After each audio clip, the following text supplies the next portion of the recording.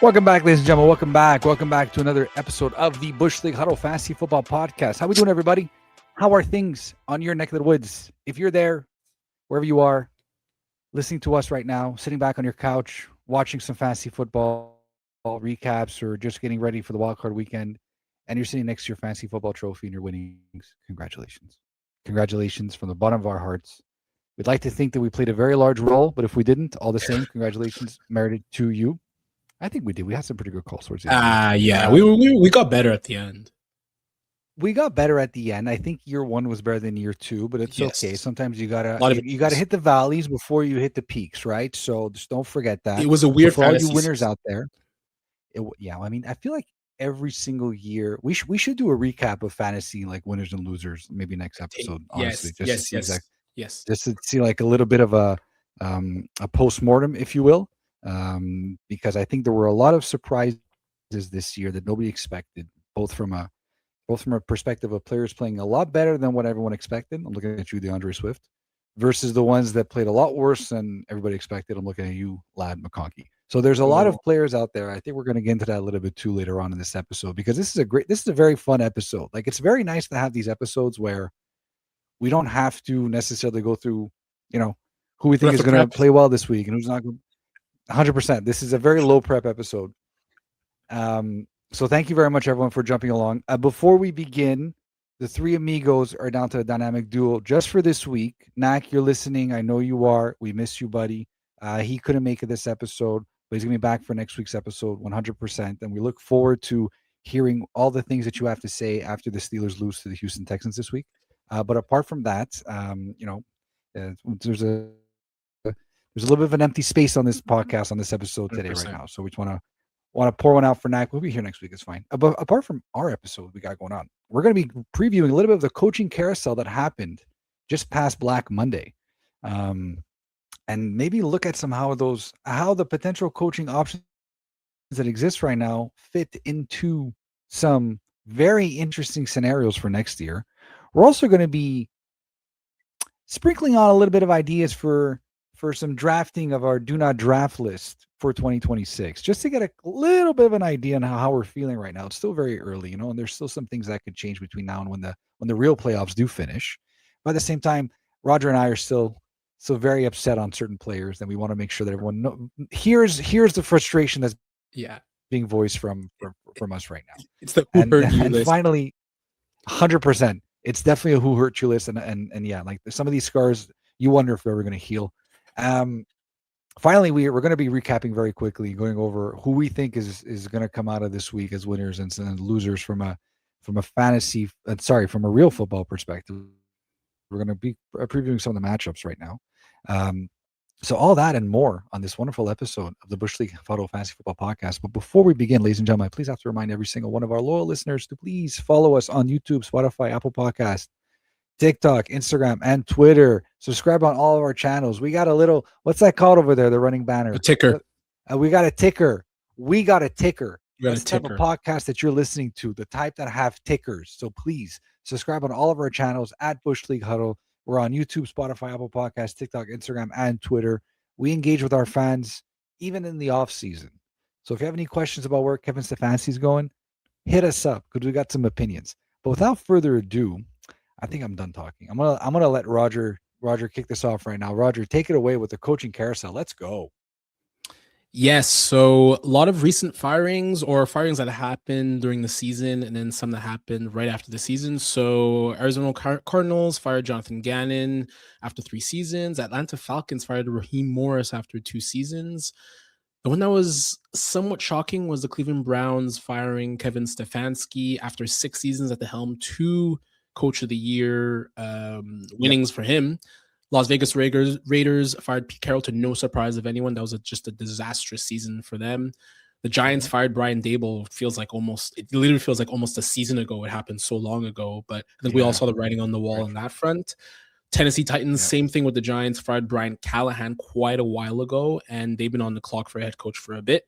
And then the one that literally just came a few hours ago, fresh off the press after 18 seasons with the Baltimore Ravens, they have fired John Harbaugh. That is a big one. That's the type of firing that coaches or teams that have coaches that they somewhat like, they're going to call in to see what it might take to get John Harbaugh. So yeah, John Harbaugh and Kevin Stefanski. I think Kyle Brandt said that on Good Morning Football a few days ago when the news for Kevin Stefanski came out, where it's like he's going to be the hottest commodity for every team that needs a head coach, and for those teams that are not sure if they like their head coach or not, he's going to get phone calls for those teams too. Like that. That's and I think John Harbaugh falls in that category. Yeah, so for me, the one that I think is the most interesting, right? You look at the ones where's their QB in place. So the Baltimore Ravens, that is one. As maybe flawed as Lamar Jackson could be, he's still a 2-time MVP. He's one of the best players in the league. But I think the one that's really interesting, the two that are really interesting, obviously, are the Giants and the Titans. The Giants with Jackson Dart, the Titans with Cam Ward. Cam Ward, I know was Stefanski was very interested in Cam Ward in terms of the pre-draft process last year when he was with the Browns, and I could see a lot of kind of schematically that working out from under center play action. I could see Cam Ward really fitting well in a Kevin Stefanski type of offense. And then, of course, there's the New York Giants with Jackson Dart. He had a very good rookie season. I know, Fab, you and I went back and forth in terms of, look, he plays like an idiot sometimes. He runs into he's basically the QB version of Cam Scadaboo, and I don't think Brian Dable being there was helpful. He literally ran him to the ground. But the last game we saw against was it the Vikings that they played the last game? No, against the Cowboys. Against the Cowboys. The Cowboys. A lot of beautiful throws, not as much RPO. He's able to layer the ball in, so that really looks like an attractive position where if we're as Giants fans, I think we're thinking we probably want to go an offensive type of coach in that front. And if you're the Titans, you definitely want to go with an offensive type coach. Didn't work with Brian Callahan, but you have two opportunities here to get guys who have coached before in Kevin Stefanski at the very least. So, yeah, no, I don't disagree with any of that. I mean, honestly, I'm on the fence if I want an offensive coach from a Giants perspective, just because we've had offensive coaches in the past and they haven't really turned out all that well. And I feel they were first-time head coaches, though. I understand, and that's probably the only saving grace that I have for a lot of these guys. Where it's like, okay, I'm willing to go with another offensive coach because he's done it before and he has that body of work, and that's fine for me. But yeah, I feel like the Giants' strength is really their defense, and I know it's funny to say when like they let up the most amount of points like in their history practically. But you saw what they put in that defensive line, and then with the 5th overall pick, there's a good chance that they go for a secondary player too. Yeah, which I think is helpful.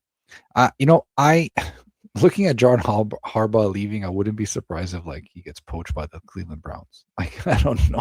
He's an Ohio guy too. You think about it, they have a good defense. The Browns have always had a good defense. Their offense is very much sus. We all know that, right? And there really aren't any quarterbacks coming out of the draft process this year, but they could finagle themselves on having a quarterback for however long it is, and maybe get some offensive stars and just figure out the quarterback situation next year, right? But it would be a very interesting situation to see Harbaugh go to Cleveland. The team that I feel like nobody wants to go to are the Atlanta Falcons. I think they're going to be the one. I know they have. The quarterback situation to me is so much in flux over there. Yes. And they don't seem like they're going to. I don't even think they have a first-round pick this year or even next year. They don't from the James Pierce trade. Right. But all the same, though, there's really no quarterback they're going to be getting anyways this year because it's just Mendoza and it's Dante Moore who are going to go to the Raiders and the Jets, respectively. I think we all know that. The Raiders, to me, seems like a very attractive option, almost on par with the Giants and the Titans. And the Giants and the Titans, I'm only saying that they're the most attractive, not because I'm a homer. Everybody knows I'm a Giants fan. But just because they both have their QBs in place, and you would assume so. But then again, you could say the same thing for the Ravens too, right? I mean, who wouldn't want to coach Lamar Jackson? Yeah, so I think I disagree with you on the Falcons just because, yes, the QB situation is dire. Not necessarily dire. Cousins look good at the end of the season. He needs to redo his contract. For that to be, I believe they worked. I believe they've worked on. They did something. I don't remember exactly, but I think they restructured something with regards to his contract. I heard rumors that they want to restructure the contract because they realize that the way to go forward is not with Michael Penix. To me, if Cousins. Yeah, and I think even that's a bit too early of a discussion to have. I think Penix, they invested so much into him. they invested in Penix. They kind of put the Cousins situation in a kind of dire, weird situation because then it was kind of like a lame duck QB. But I think they would have made the playoffs with Cousins. The way he played, especially down the stretch, I think he was like at 7-8 touchdowns, only 1 or 2 or 3 INTs. He played very solid down the stretch. I think they would have made the playoffs. All 3 teams being 8-9. But I think the Falcons, they have to go, I think, with an offensive-minded coach. We saw with Raheem Morris, he was more of a defensive-minded head coach. Yep, I agree with that. That leads me to maybe a Cliff Kingsbury. That leads me to maybe a Matt Nagy. I can't believe Matt Nagy somehow is back into this hiring cycle again. I mean, he spent some time. With the Chiefs. He had one good season with the Bears, but I'm having a hard time seeing that. I think I see Matt Nagy as names being thrown around for potential head coaching candidates to be interviewed for the Giants, and I want to throw up in my mouth. Kafka and Nagy. Like I don't want that. I don't want that.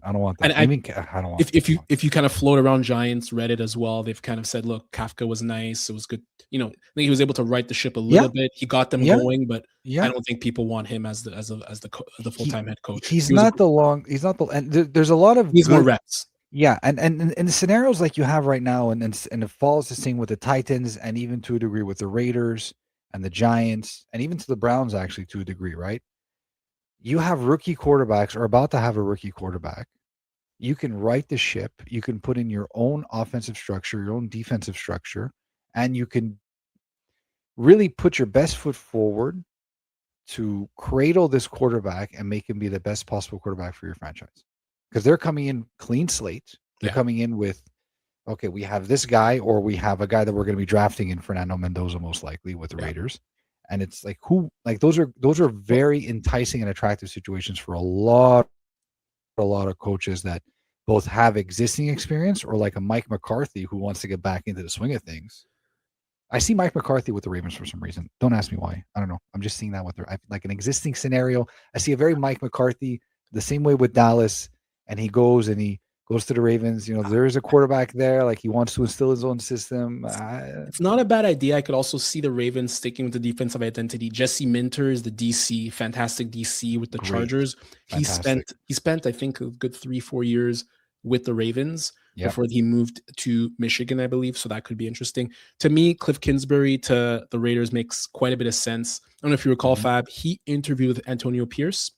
When Antonio Pierce had the job, they haggled over, I think, 1 or 2 years in terms of the deal they were looking to give him to being OC, and that's what made him, I guess, not go there. But I think that could be an interesting one. Great offensive mind.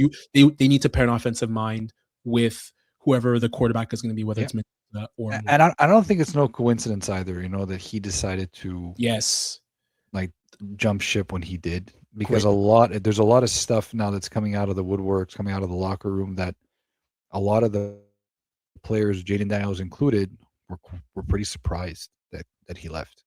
They weren't expecting it to happen, and they're kind of upset at the same time too, because obviously there was a report there. But that's the type of dichotomy that you have when you have a defensive-minded head coach who maybe wants to run the football more, maybe doesn't want to run as much RPO, maybe wants to play more ground and pound type football, versus a guy like Cliff Kingsbury, which is more air attack, throw it down the field, maybe have Jaden Daniels run. So I think maybe last thing I would say is, if you look at all these jobs, it's crazy that I think the Cardinals one is probably the least. I was about to say that it's the least attractive one. It is. Well, because what do you do with Kyler Murray? It's concerning that Jacoby Brissett. Look, they didn't win any games. Brissett was good fantasy-wise. Fantasy-wise, he was very good, but they didn't win any games, right? No, because that team is a hot pile of garbage, and it's not because of Jacoby Brissett. There's other facets that they need to address. Like they went through like their 4th running back because everybody got injured. Yeah, everybody got injured. That's unfortunate. Everyone got injured. And they kind of have cheap owner. They have similar type of ownership like the Bengals. It's been like a family-run organization. They've been there for a long time. Not always the best processes. They don't always get voted the best in those kind of player polls. So it'll be really interesting to see what happens in the Cardinals situation. Do they go offense? They just had defense with Jonathan Gannon, who somehow is also getting some look as potential head coach. But I could see maybe like a Brian Flores there, or. Maybe Clint Kubiak hasn't gotten any interviews now. Maybe it's because Seattle has a deep playoff run and they're going to have a bye. But yes, to me, that if I have to say, the most enticing situations right now, it's the Titans and the Giants because it's young QBs, it's young Yeah. teams, and like you I would said, throw the Raiders in there. the Raiders. You have Yeah, Brock Bowers and yeah, Genty, and you're going to be getting number 1 overall pick. Like yeah, that is a very, very attractive scenario. You get to choose what you hope is to be your franchise quarterback in either Dante Moore or Fernando Mendoza. totally. Like those are very attractive options to me. And low key, the Ravens too. I mean, who wouldn't want to coach Lamar Jackson? I know he's not everyone's favorite player, but you got to give props to where it's due for a former MVP. It will be interesting to see who is there anyone else who maybe fires their coach. Does Mike McDaniel somehow get fired randomly because John Harbaugh is available? That would be really interesting. Or Mike Tomlin. Like, there's no guarantee he bought himself another year. You think he bought himself another year with someone else's kicker making with let's say that for Knack next week when he's back. I'm sure he'll have a lot of. Let's say that for Knack also, depending on if they win or lose. I think a lot of it has to go. If they're another like one and done, I can see a scenario where they just have conversations to part ways, or at the very least they don't extend them beyond the next year. Because similar to John Harbaugh, right? I mean, yeah, Tomlin's had success. We're not going to deny that. Like Knack wrote in the thread, like the Raiders have had the Steelers have had 3 coaches since 1969 or something, like, which is stupid, crazy. But at the same time, it's like maybe you need to shake things up a bit to get things moving, And anyways, but that's who knows, and the Ravens did that. Like exactly. John Harbaugh is going to be the next. Like he's good. Like there's Kevin Stefanski and John Harbaugh. They're going to get the most phone calls for head coaches. Mm-hmm. So, anyways, very interesting to see. Very interesting to see. It's honestly like the NFL coaching carousel is so exciting. It's almost as exciting as free agent period. It's so bad. It's the best. It's the best. It's sad for a lot of these guys, right? Like they've been there for a long time. Yeah. We forget that these are people too, right? Like they're people like anyone. Like you have colleagues get fired or whatever. Yeah, but but they know what they signed up for. Yes, though. 100%. I mean, I just like NFL players don't have a long career. Like, I don't think coaches have a very long career either. The only saving grace that coaches have is that their positions are more transferable to other teams, whether it's within the NFL or in college. So you're always going to have opportunities for employment. Yes. But will you be staying at the same place for 10 plus years? Not really. No, like you're not getting that gold Rolex because you've been there for 20 years. Mind you, no one gives that anymore. But you know what I mean? Like it's not it's not like it once was or ever was. Ready to move on to the next part or what? Let's do it. Do not draft list. Let's go. Yeah, so the do not absolutely my pleasure. So the do not draft list, we're going to be going through quickly, just a bit of a draft between Roger and myself. It's not going to take very long, so please, your attention span is required, please. 2 QBs, 2 running backs, 3 wide receivers, and 1 tight end. And the objective here is to draft the worst team possible. So I might as well just draft my team that I had in most of my league. It's the best worst team possible. It's the best. We're not trying to sandbag here, right? Yeah. No, but we're also going to be drafting based off of contempts in the last year from Roger and myself. At least I know I am right off the bat. I even know who I'm picking. I am right away. So we're going to start off with some quarterbacks. It's going to be a snake draft. So we're going to do quarterback first. Yeah, what you want to just kick us off, Roger? You want to have first overall pick? I will gladly take first overall pick. Yes. I guess it'll be like a 2 QB league. So we'll do 2 QBs, 2 running backs, 3 wide receivers, and a tight end. So for me, with the first overall pick, I am going to go with Jalen Hurts. I didn't even have Jalen Hurts, but I was so happy with this pick. I'm so happy. Just looking at our friend Guido in the Bush League, fantasy league, like it was just the amount of stress he felt on a weekly basis, and then just to have to deal with the AJ Brown aspect of it, and the Nick Sirianni stuff, and is Jalen Hurts good? Is he not good? Is he going to tush push? Is he not going to tush push? There's the aspect that tush push might be gone in a year or so. So for me, this was an easy one. I didn't even have him, and I'm like, I don't want anything to do with Jalen Hurts next year. Yeah, so he finished with only 8 less points than he did last year. But I think last year it finished as like QB 4 or 5, and this year it finished QB 9. But the big thing, and I'm only saying this because I have his stats in front of me right now, right? So the impressive thing is that his passing yards continue to drop, And his like this year he did pass a little bit more. Like he had a little more passing touchdowns. His rushing upside dropped precipitously this year, He which looks slow. He looks slow when he runs. he's running like he like the age that he looks like. You in this take. Well, man, I showed a picture of Jalen Hurts, okay, to some people that don't know anything about football, and they're like, is he 38? Is he 35 years old? I was like, no, he's like He just 27. looks like an R&B singer. He looks like every R&B singer. Moving on. So my QB on my do not draft list is Kyler Murray. Like I don't want anything to do with him ever again. Quite frankly, I think I would happily take Jalen Hurts before I ever take Kyler Murray. You don't know what's happening with that contract situation. You don't know what's even happening to him from a health perspective. You don't know what's you're going to get the potential MVP candidate that he was a few years ago. I don't know if that's ever going to come back again. He's never exactly been known to throw a ton. And once the juice is out with his legs, like that's it. You're done with. It's over. So I don't want any shares of Kyler Murray. If I'm starting 2 QBs and even a QB in my flex, I won't even draft him. What if he ends up like, I don't know. What if Tyreek Hill gets healthy again? He ends up with the Dolphins, or I can't even get myself to believe that. No, you can't. No, you can't. As Mike Tomlin once said, if my aunt had, you know what, she'd be my. So there it is. You did that well. You got that one well. Well, he did it like a few days ago, actually. And it's crazy how he does those Tomlinisms, and there's no stutter. It's crazy how we're talking about Mike Tomlin and the Steelers, and Nak is in here. Let's move on. Yeah. So I have this third pick. Do I go QB? Do I go running? I'm gonna go QB, and it's between Jaden Daniels and I hate to say it, but Joe Burrow. But I'm gonna go Joe Burrow. I'm gonna go with Jaden Daniels.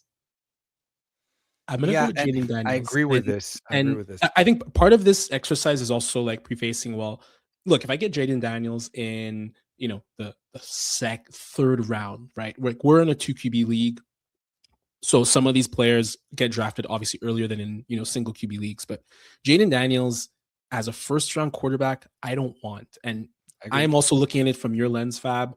The injuries last year were ridiculous. He was injured for the entire season. And even when he was healthy, he didn't look that great. Yep. Clear kind of regression from his rookie season. So I'm going to go with Jaden Daniels. I need to see another year of him being fully healthy for me to be back in. It's not that I wouldn't draft him if, I didn't get him in the second or third round, but as a first round player, I'm going to pass on Jaden Daniels. Yeah, I don't disagree with that. I mean, the fact that also Clinsbury is Cliff Kingsbury is gone now. Yeah, I think that also plays a role. Yeah, you don't know how the offense is going to go. Like I'm not saying that he won't be able to adapt, but you would imagine there would be some growing pains when you're learning a new offense, coming back from an injury. Also, you have to figure that you look at the offensive weapons that they have, and it's like, who are they? Oh. Like Terry McLaurin is nice and all, but he's getting long in the tooth. Yeah, Terry McLaurin, they're relying Ertz, on. Remember, Ertz got a brutal injury at the end of the year. No, his career should be done, and I hate to say it because he's been a fantastic tight end, because that was a brutal injury. Terry McLaurin is getting older, and he didn't have a very good year this year. He's very injury riddled. Who is their running back? Nobody knows. Not even they do. So it's like the only thing they have going for them right now was really their quarterback, and I just don't feel confident if I'm starting him, especially in a 1 QB league. Absolutely not. In a 2 QB league, you can argue and you can persuade me, but it's not somebody that I'm running to draft. Put it that way. I guess for my second quarterback, this is an easy one too, but Tua Tagovailoa will not be drafted on any one of my teams. I mean, that's almost too easy. Yeah. Okay, fine. When we go for a little bit of a harder one, that's fine. That's fine. Just like I know, but hold on. I'll fade a first round QB. So again, perspective from a 2 QB league. Some guy that I'm not looking forward to drafting, and I'll only be drafting from if I can fit him into my 2 quarterback slot. So not as my first quarterback. You're gonna go Joe Burrow. I think it's gonna be. No, I was gonna go Jordan Love. Oh. I don't know what's going on. I don't know what's going on. Jordan Love to me has been very. He's had a good real life season. Fantasy hasn't been real life. Yeah, real life. He's been fantastic. He's a great real life quarterback. He's a very efficient and very effective real life That's quarterback. He doesn't interesting. give you any rushing upside. His touchdowns have been decreasing every year since 2023.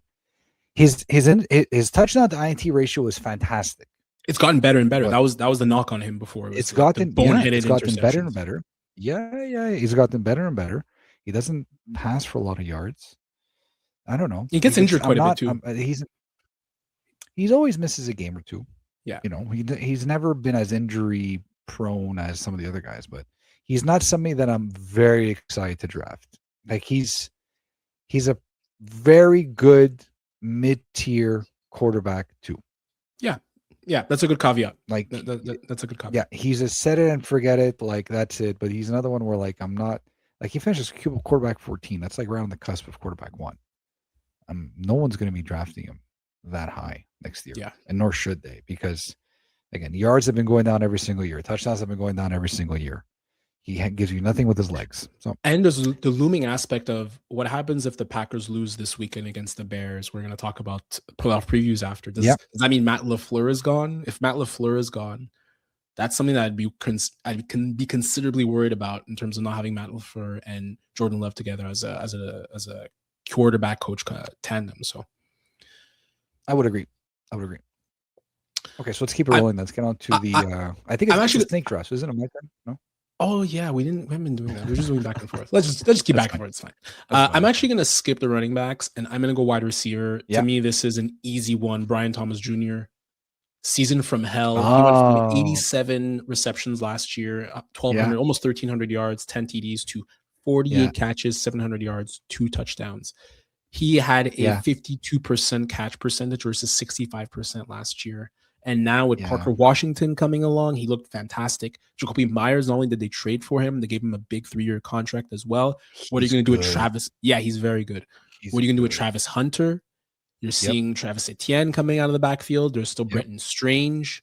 This is a very talented wide receiver core. There's a lot of mouths to feed in the Jaguars offense, and unfortunately, Brian Thomas Jr. is not one of those mouths. And it sucks because the guy came on, and for LSU, we all know how good he was as a college player for the Tigers. It's unfortunate, and I say that because I like LSU and all their wide receivers that come out of there. I can't argue against that thought. I can't argue against that at all. I know for me, from my perspective, the guy that I don't want anything to do with next year is AJ Brown. Like he is a fantastic wide receiver. I've always loved AJ Brown, especially when he played for the Titans. He's your prototypical body wide receiver. He grabs everything. He's great on. He runs routes, contested catch, the whole 9 yards. He is the wide receiver that you want. I don't know what the hell they're doing in Philadelphia, but I want no part of it. Because if I do draft AJ Brown, he's going to be for my wide receiver 3, not a wide receiver 1, not even for a wide receiver 2. Way too many headaches. He's going to go low next year. He's going to go very low next year. And you wonder if Devontae Smith is going to go higher than AJ Brown next year. I think it's a legitimate conversation. Yeah, that's a good point. I mean, it also depends what happens with Patullo. The thing is, the Eagles are so good; they could still win the Super Bowl, and everyone is back next year. And this just becomes again the worst offense, the worst good offense to watch in the league again. But yeah, AJ Brown's going to go really low next year. I'll go next. I will go running back this time, and this is a guy I find he's really talented, but he was in the most timeshare of timeshares that you could find this year. Kenneth Walker III. Like what they were doing with him and Zach Charbonnet when it was very clear that Kenneth Walker III was the more productive running back. He looked more explosive. He was even better from a pass catching perspective, even though it's more Charbonnet who does that. And just Charbonnet is there to stay. And Kenneth Walker is still a little bit injury prone. That's one that I definitely want to avoid and don't want to keep. I don't disagree with you at all on that. He was on my do not draft list this year, actually. So it really just continued forward. It actually was him and Travis Etienne because you kind of had the whole Tank Bigsby thing happening in Jacksonville, and he got traded, and Etienne took off, which is great. But Kenneth Walker III, like so much talent, he can't stay healthy, shared backfield, like it's working for them in that offense, right? So I guess they don't really care about fantasy, nor should they, but it's very frustrating. For me, I will be taking a guy, running back, who finished as RB8 this year. Derrick Henry. You're not. You're calling. You're basically You saying want you're calling the. This is the. You're saying next year is the year he falls off. You're calling it. Basically. Yeah, well, up until his last 3 games of the fantasy season, he did fall off. I He. Well, hold on a second. He finished with 1,600 yards, 16 touchdowns. Right, fantastic season. You know how many of that came in the last 3 games? want to say 600. Yeah, like close to like about 500 yards and 6 touchdowns came in the last 3 games. I don't know what's going on with that offense. They don't consistently give him the ball as often as he should be getting it. That to me is a concern. I think as an RB2, he's fantastic. I think he won't be as an I cannot draft him with full confidence as an RB1. And I wouldn't be surprised if he falls all the way down to flex territory next year. Yeah, I think part of the reason they fired John Harbaugh is the misuse of Derrick Henry, to your point, and I think that's where Todd Monken will be there as well. And I would agree with you. I think we said it a lot in the Bush League Huddle, like why aren't they giving him the ball? So yeah, that's and tough. I was advocating for him in his first year with Baltimore. I was like, this guy's going to score 20 touchdowns, like give me 2,000 yards, like no problem. He didn't score that, but he had a very, very good season. Last year he fell off a bit, and then this year again, it's just and you look at his stats, like, hey, like how is this guy talking about not drafting Derrick Henry? Yeah, but look at the numbers. Like, look at when you needed him to play well, he wasn't playing well. Like in the grind of the regular season, where you need him to get you those 25 fantasy points per week, he was coming back with like 4 or 5 or whatever it was, or 10. Like you can't rely on that. And what does it do to get 4 touchdowns and 218 yards in week 17 if you didn't even make the playoffs? It's true. I'm sorry. Your Mad Dog Russo voice came out of there again. What does it do? A little bit, yeah. It's frustrating because it's a 45-point game, and you're like, oh my god, he got. I could have used this. Nobody started. I could have used this. I could have used this weeks ago, or you could have spread it out within like 2 games.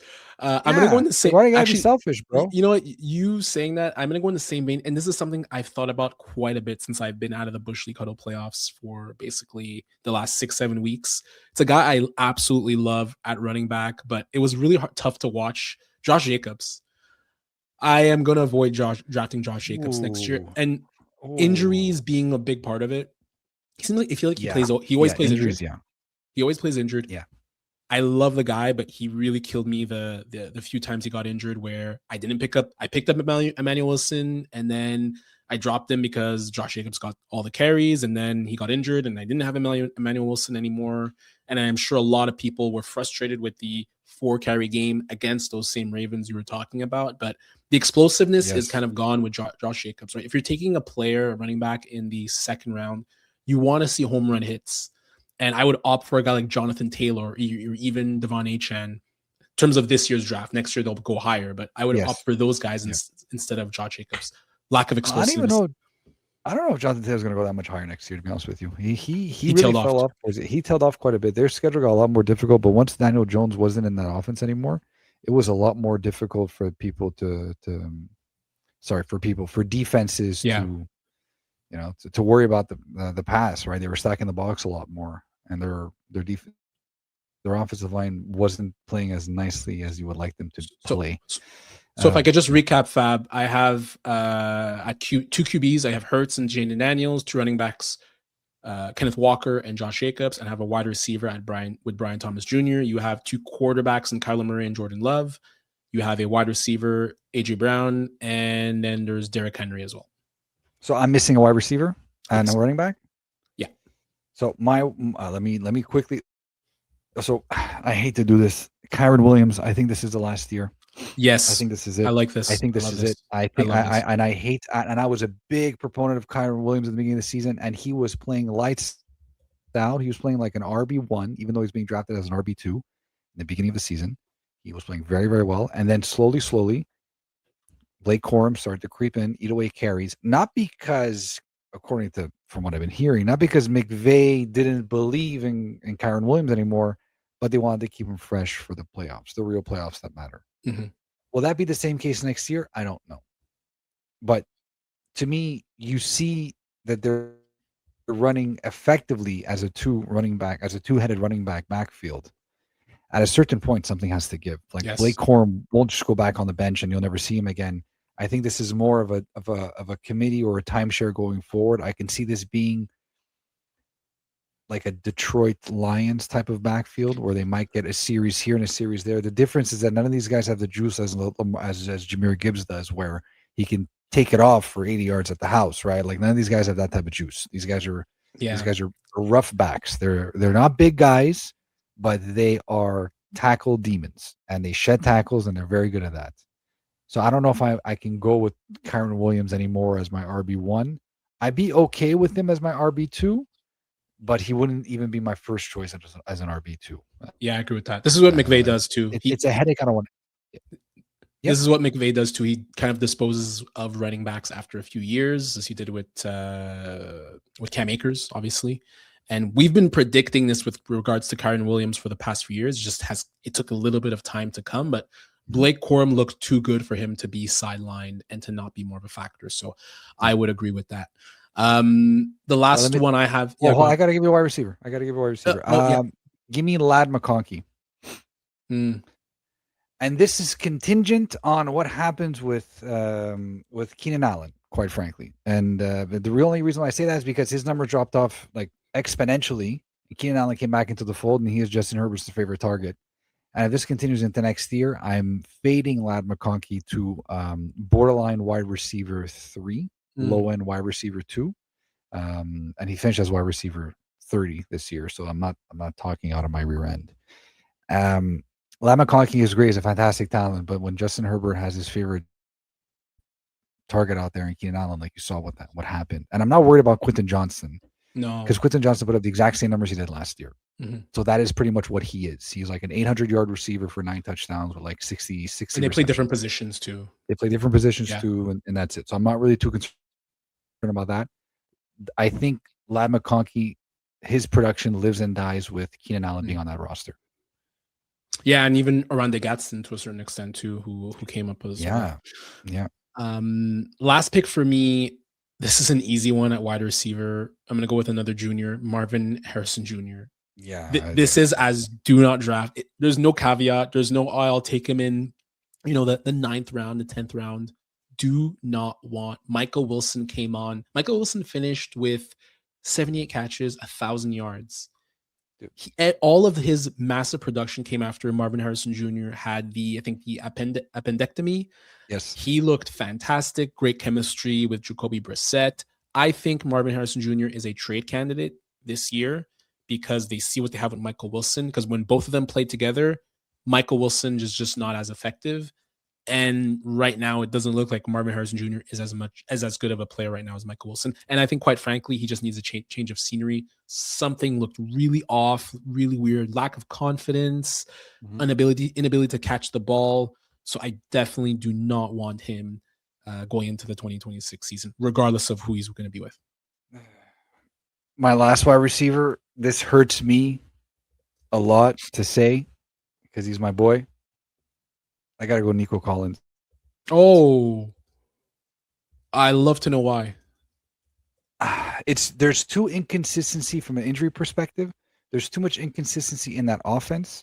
You have Jalen Noel coming in and Jaden Higgins coming in, and they've seen their role expand within a rookie season.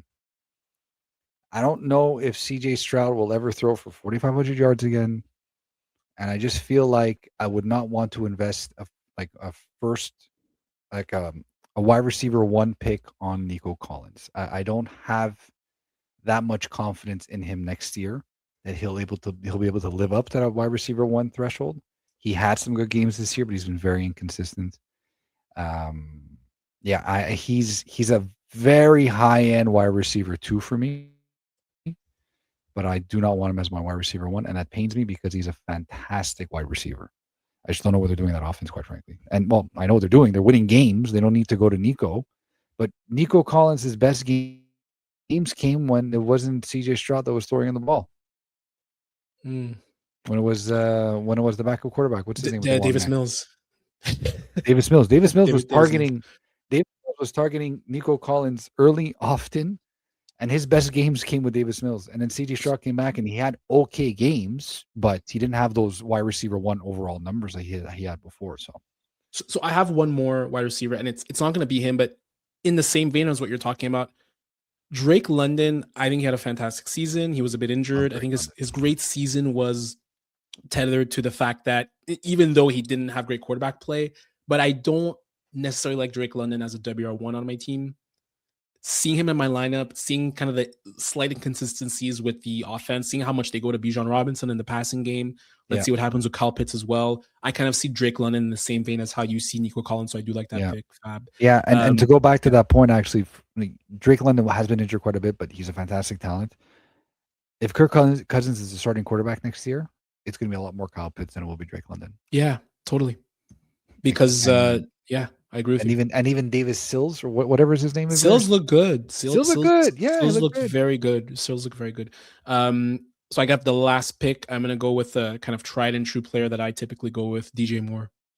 This is another absolute do not draft. Just a embarrassment of riches for the Chicago Bears. Colston Loveland, Cole Kmet, Madunze, Luther Burden looked fantastic. Burden, great. He looks so good. Really good. It's really, gonna. I think DJ Moore is gonna be on the team. People are talking about being traded. I think he's a team captain there. He's a big leader there, but he's a guy I don't want on that.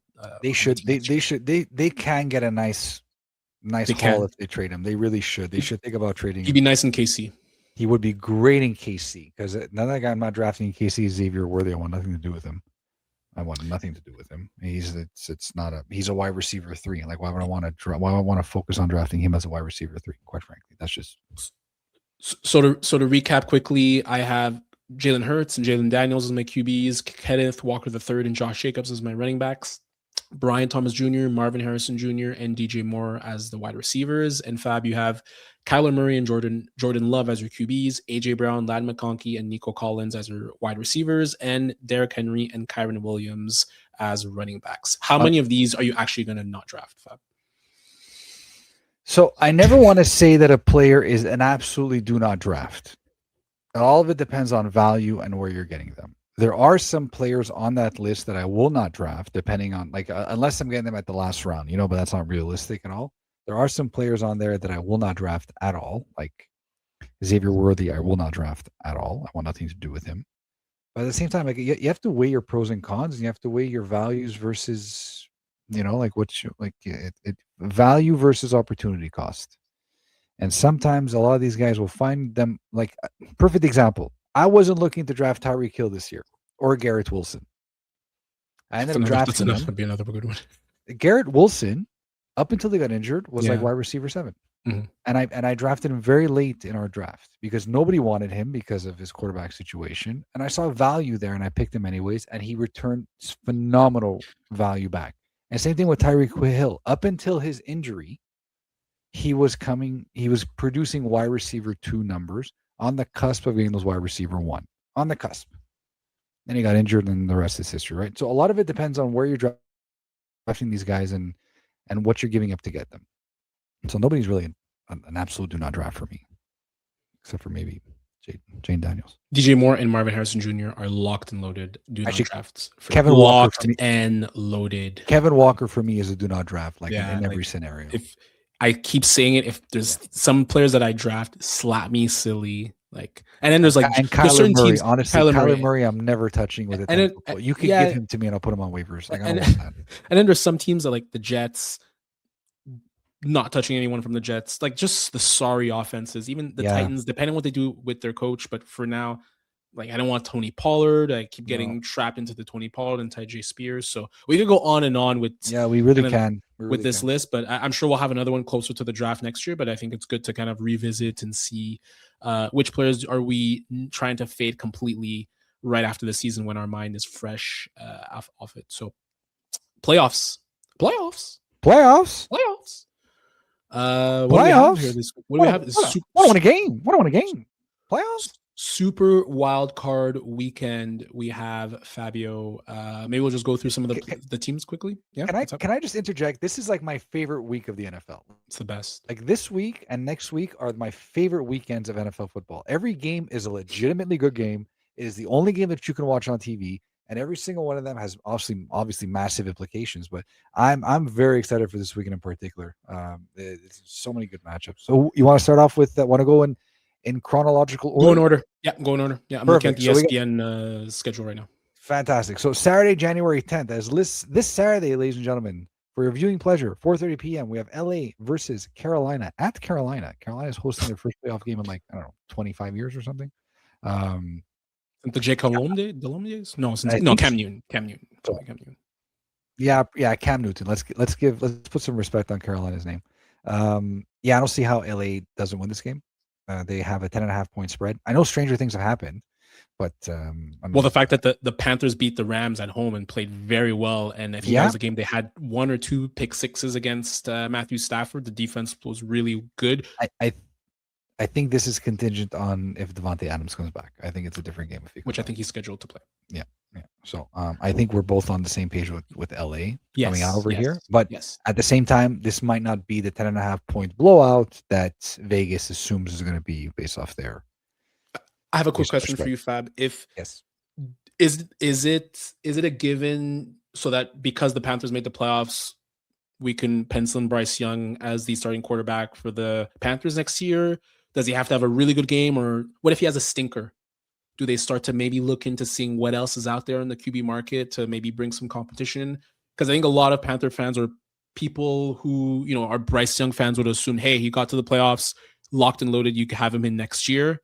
Quickly, I don't know what you think about that. I think he has to have a good, solid game. And if he has one of those stinkers that he is prone to having, I think he has to maybe watch his back next year.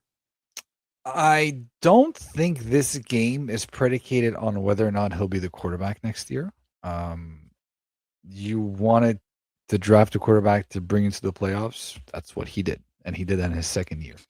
So whether it doesn't matter. It doesn't matter. It doesn't matter.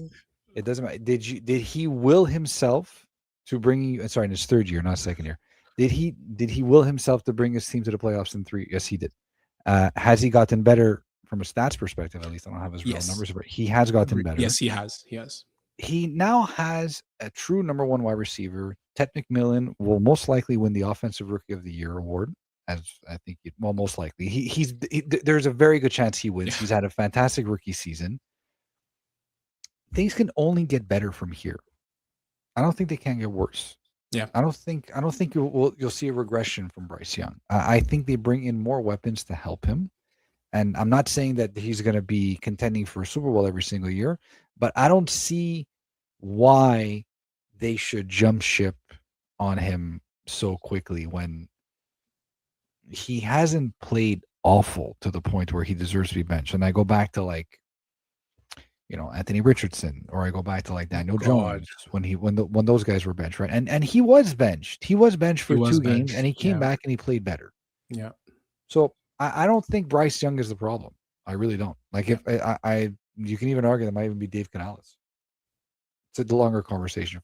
I'm just happy you didn't say Bobby Cannavales. No, isn't that his name? No, that's an actor. It's a great actor too. He is. It's a great actor too. Packers Bears. So moving on to the next game. Packers Bears. I had coin flip. I have no idea. This is going to be such a great game in Chicago. Can't wait for this game. Who's that wrestler? Who's a big Chicago fan? He's always on Good Morning Football. Seth freaking Rollins. Seth freaking Rollins. Huge Chicago fan, and I love hearing him on Good Morning Football. Yeah, he's great. I love hearing him. He's going to be at the game. He's like, I don't care. I don't have to play. I don't have a match on Friday night. I want to be there on Saturday. He's killing it. He's so happy. It's pumped. I think Chicago wins. Yeah, I agree. As everyone may or may not know, I've adopted the Bears as my second favorite team. Big Caleb Williams fan. Love what Ben Johnson's made of. This game scares me. I'm not gonna lie. Yeah, I think there's a lot of pressure on the Bears because they just beat the Packers, and the Packers are in a downswing big time. But I think the Bears were sandbagging last week against the Lions. I don't think they were showing their best foot forward or their best hand. And I think the Bears are one and done this postseason. But I do think that one win that they do get is against the Packers. So it's going to be close, and it's going to be fantastic. I can't wait for this game. Same. It's one of the games I'm looking forward to the most, to be honest with you. Next game we have, now we're moving on to the Sunday slate. We have, and this is another game I'm fired up about. Let me tell you, man. Oh my goodness, I'm fired up about this game. Buffalo at Jacksonville. The one year that Buffalo were in the playoffs, And Josh Allen doesn't have to go up against Mahomes or Lamar Jackson. He gets Johnny Sunshine and Trevor Lawrence that's just ripping everybody apart right now. Your boy. Playing like a man on fire. And I'll be the first one to tell you, mea culpa, when I drafted Trevor Lawrence this year, I was not excited about it. He was going to be my QB2 or even QB3 if I needed to. He ended up being my QB1, obviously, towards the end. He's been putting up a spectacular amount of points every single week. He's looked like a completely different player. And a lot of it, obviously, we're going to give credit where credit is due. It's most likely to Liam Cohen. Yes. And obviously, like you mentioned, the addition of Jacoby Myers. It's just that offense is transforming into the offense that you would expected it to be with Trevor Lawrence. And I cannot, in confidence, assume that Buffalo will take this. I think there's a legitimate chance, and it's not like snowball's chance in hell. No, I think this is I think there's like a 60% chance that Jacksonville wins this game. And the only reason why I'm giving 40% to Buffalo is 20% for Josh Allen and 20% for James Cook. But you have Jacksonville have a good defense, and they have a good offense, and they're playing at home, and they're 9-1 in their last 10 games, dude. They're killing it. And the Buffalo Bills have a very bad run defense. Travis Etienne has had a very good, very solid year. They could also run. I don't know if Tootin is injured. I don't know if he came back from his injury. Never mind Etienne having a solid year. All of a sudden, Trevor Lawrence is Lamar Jackson with the ball when he gets out in space. It doesn't make sense. He's had so many rushing yards and rushing touchdowns. They've unlocked that part of his game, and you saw a lot of it from Baker Mayfield last year too. They didn't see that much of it from him this year. It might be the whole Liam Cohen effect. You see it. So I think this is. I just feel the Bills have feasted. When the Bills have feasted, it's been against bad teams, and again, when they play good teams, they just don't have the firepower on the outside. It's just Josh Allen hero ball. And I think this defense that they're going to play is too good for Josh Allen to just rely on his legs and just play hero ball. So I think I have to go with the Jaguars. I agree with you. This is going to be a very difficult situation for the coach of the Bills, Sean McDermott, if he does not win this game. There's going to be a lot of calls for his head because, like you said, no Joe Burrow, no Lamar Jackson, no Patrick Mahomes. Yeah. Yes, no Joe Burrow as well. That's a very good point. Yeah, like there's no excuses. And then Trevor Lawrence comes up. He's like, hey, hold my beer. So anyways, so the next game we have on Sunday, Jan 11th, we have San Francisco at Philadelphia. Yeah, this game's fantastic. Like, who wants to do anything on the weekend? So this game, I would like San Fran to win. I've said it since I think around like week 13. You know, like San Fran's getting healthy at the right time. Everything's finally clicking. You know, Brock Purdy is still a very good quarterback. Juwan Jennings is a good wide receiver. Ricky Pearsall. You've seen flashes of what he can do when he's healthy. The problem is that he can't really stay healthy, and that's obviously a big problem. You have Kittle, who is still George Kittle, and you have Christian McCaffrey. So then their defense, despite having all those injuries, is still playing pretty well. My problem is that Philly are also getting healthy at the right time too, and their defense matches up very well against San Fran's offense. So I think this is going to be one of the lowest scoring games of the week. To be honest with you, I don't think any one team is gonna score a boatload of points. I have the Eagles. I have the Eagles just because it's a home advantage. I don't feel good about it though. Like I have the Eagles really because the Niners can't really rush the passer. And I think you said it, you call it really well. The Eagles match up very well with their offense. Their linebackers, their secondary, their safeties. Everyone could cover everyone here. It's gonna be interesting to see Zach Bond and Christian McCaffrey. Exactly. Yeah, exactly. I think Jalen Hurts is gonna have to win this game though. I think it's not just gonna be like rely on Tush Bush or overly rely on Saquon Barkley, who they just haven't been able to move the ball with offensive line issues, or maybe he's been slowed down. I think Jalen Hurts is gonna have to win the game, but this is the Niners are going to look for the revenge. This was, I think, the divisional round game where Brock, a rematch 2 years ago, Brock Purdy, I think he had the elbow issue. Didn't Christian McCaffrey have to play quarterback or something? Or like, I think someone had to play quarterback because Purdy just couldn't throw the ball. So they're going to be looking for revenge. This is going to be a fascinating game.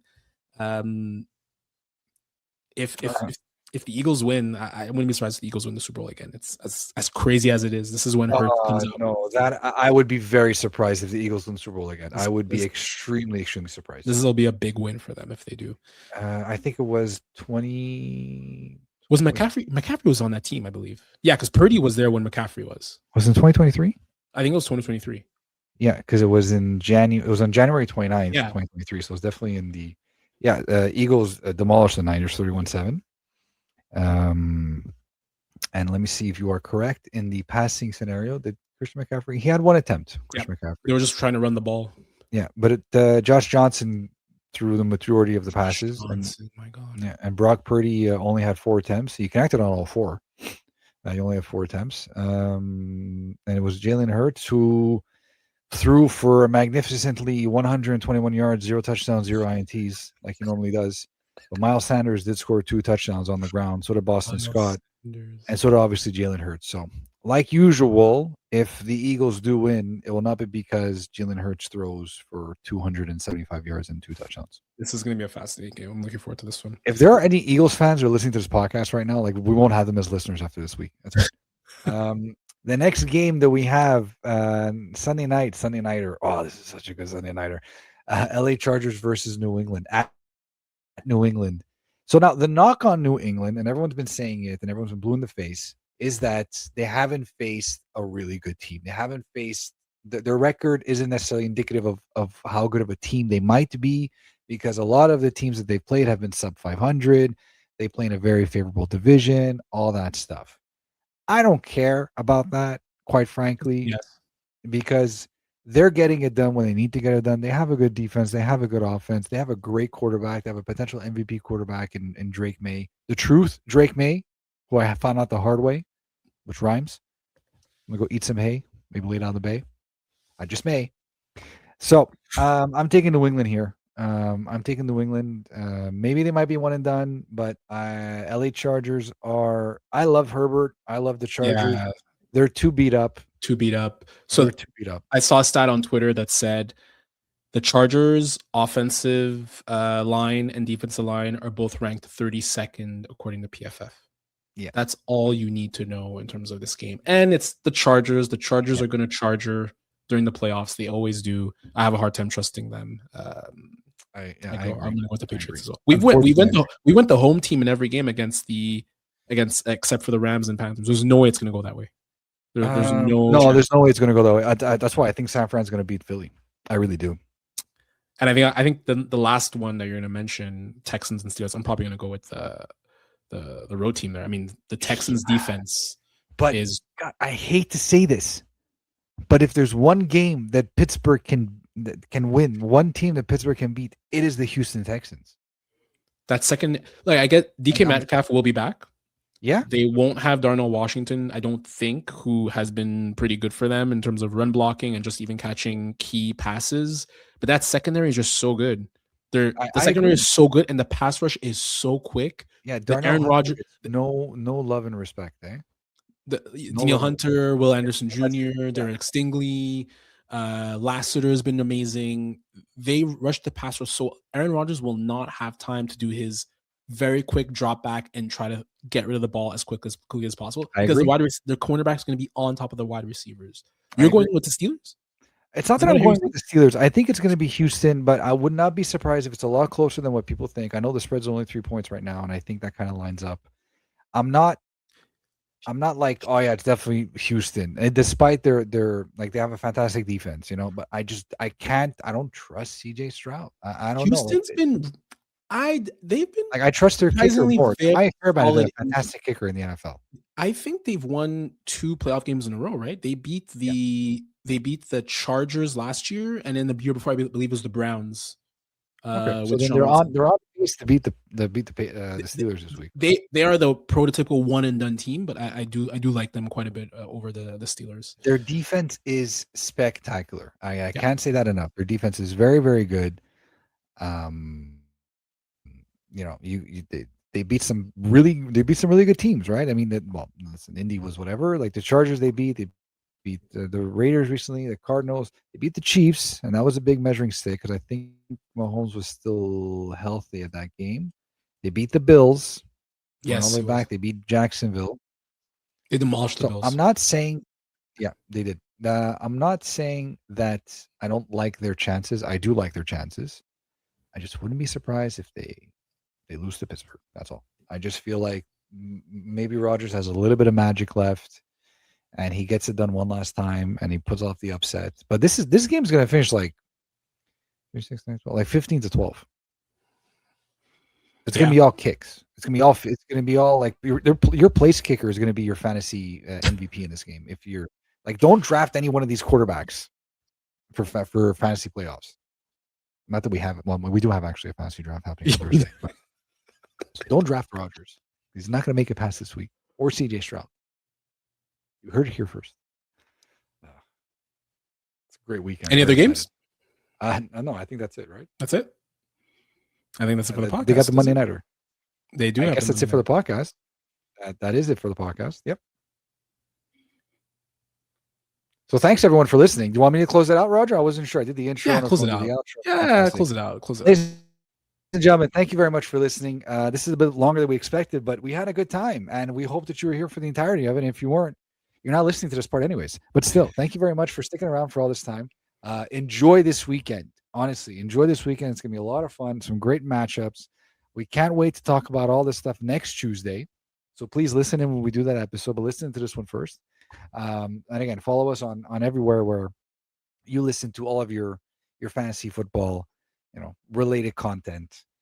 You know where to follow us on YouTube, on Spotify, on TikTok, on Instagram, on Twitter for all of your fantasy football paraphernalia, inquiries, questions. How about who to draft next year? About what's the line for this week?